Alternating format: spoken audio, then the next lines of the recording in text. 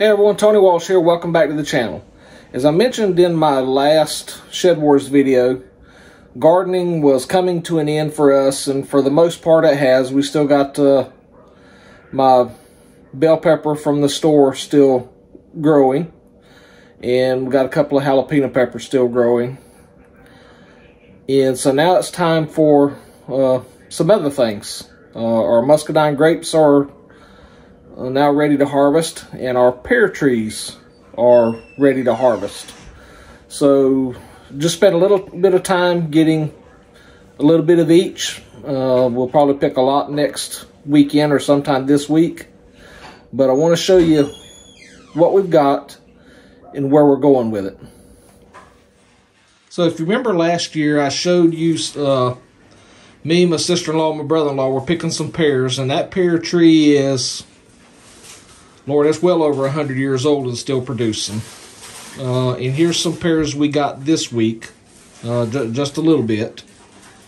And if you remember Frank from Frank and Tina, on one of his videos, he talked about how good these pear halves were, because I had give him some in Lala Farms, Petway Family Farmstead, and Ed and Ernie Hatmaker had got some from our meetup in Perry, Georgia. And anyways, Frank from Frank and Tina did a review and said those were some of the best pear halves he'd ever had. And so here's some pears this year from a different tree, but these pears are huge. That's the size of my hand right there. You can see one in it. And Frank, I hate to tell you, but these pear halves are not going to fit in a wide mouth jar. That's obviously the whole pear sitting on the jar, but even cutting it in half, they are not going to fit. So here's a tip that I want to give. You know, in every ShedWars video, we give tips. And it's not only about growing, it's about knowing what you're going to grow and how you're going to use it. You can see these pears are huge, so obviously they're not going to be pear halves. So these will be used for our Pear Relish. We'll use them in pear cobbler and all that, and we'll get the smaller ones that just will fit in a jar for the pear halves, because the bigger the pear half, the better it's going to be when you put your sour cream and maraschino cherry on the top of it, you know, with some dash of cheese or whatever. Now, I don't eat that, but Jackie does. I just like pear halves in syrup. But you have to know what you're going to do with them at the end, because you don't want to waste them. So we've got another use for these big pears, and we'll use some of the smaller ones, but still good size, that will fit in the jar. But there's different types of pears, and that's the other thing you have to know. There's multiple varieties of tomatoes, peppers, where there's also multiple varieties of pears. These are what we call a sand pear, and they are harder than a brickbat. I mean, they are hard, so it's not a pear that you want to cut into and slice into and eat raw, because it'll just pull the teeth out of your head. These aren't Bartlett pears, I don't think, but they're similar to a Bartlett type pear, so they're obviously smaller. You can see them side by side. So these would work for pear halves, but honestly, they're a little bit too small for pear halves that I would like. So you just got to plan ahead with what you're planting or what you're harvesting and what the use is going to be for. So that's two different types of pears. Now, we talked about our pear relish that we had made last year, and let me find a jar of it right here. See, this is a little bit runny. We had got these pears from a neighbor, and it was an Asian type pear, and it was a soft pear. Now, a soft pear is a type pear you could eat.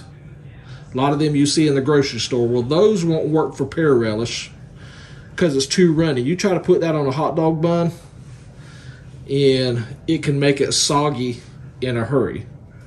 So we didn't want to waste this pear relish, but again, that's my tip. Know what you're going to do with your harvest. Okay, so the electric slicer or peeler, the electric peeler did not work, and even the manual commercial peeler did not work. So Jackie and I ended up peeling all these by hand with knives. And excuse me, I did not weigh them before we peeled them, because I only wanted to weigh the edible part. So there's no peelings, no stems, and no cores. And this turned out to 15 pounds, 12 ounces. And we'll use all this to make pear relish with. Okay, in the strainer here, because remember we had the pears in the tub with water and fruit fresh or lemon juice, so we've strained the water out of the pears and mixed the 9 cups of pears with a 1/4 cup of jalapeno peppers, 2 cups of sweet peppers. In this case, we've got green bell peppers, red bell peppers, and even some yellow bell peppers. So you adjust that to your taste and fancy. And we also use 2 cups of chopped onions. Now, we use Vidalia onions and real, authentic Vidalia onions in ours. And you can chop all that in a food processor, but don't chop it too fine. You can see just how we've got it there. And then just you mix all that together. And while that's sitting on the strainer, a little bit more, just letting a little bit more of that juice run out, Jackie has a pot here. And there she mixes 2½ cups of sugar, 1 3/4 cups of vinegar, 2 teaspoons of salt, and brings that to a boil. Then she adds the pears and the peppers, and she stirs and mixes it, and then brings it back to a boil, stirring it frequently, and then cooks it for about 20 minutes. And she uses a slotted spoon to dip it into the jars that we end up putting it in. Here she's got she's got several jars in there. But this making here will use 3 pint, or takes 3 pint jars, and you have a little bit left over, so then it goes into a jelly jar.